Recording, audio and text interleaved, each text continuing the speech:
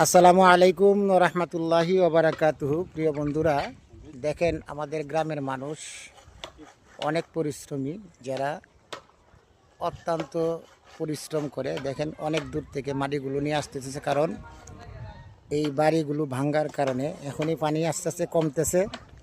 আবার বাড়ি ভাঙ্গনগুলো ভরাট করে বাড়ি সুন্দর করার জন্য চেষ্টা করতেছে। প্রতি বছরই এভাবেই মানুষের বাড়ি ভাঙ্গে পানি, আবার এই বাড়িগুলোকে মেরামত করে। গ্রামের মানুষগুলো আসলেই সবচেয়ে বেশি অবহেলিত। হাওর এলাকার মানুষ সবচেয়ে বেশি কষ্টে থাকে। এই মানুষগুলোর জন্য দোয়া করবেন, আল্লাহ তাআলা যেন এই মানুষগুলোকে হেফাজত করেন।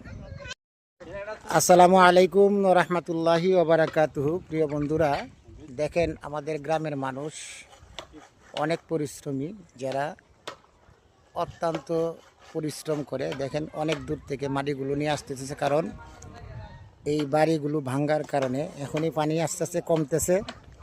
আবার বাড়ি ভাঙ্গনগুলো ভরাট করে বাড়ি সুন্দর করার জন্য চেষ্টা করতেছে। প্রতি বছরই এভাবেই মানুষের বাড়ি ভাঙ্গে পানি, আবার এই বাড়িগুলোকে মেরামত করে।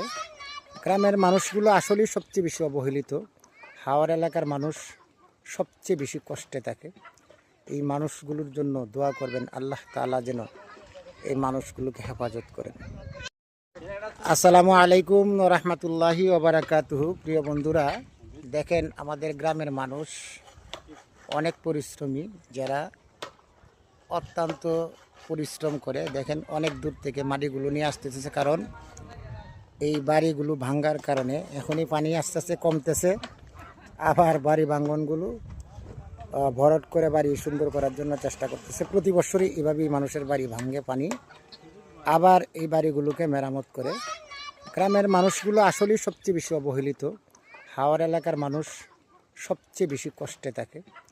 এই মানুষগুলোর জন্য দোয়া করবেন, আল্লাহ তাআলা যেন এই মানুষগুলোকে হেফাজত করেন।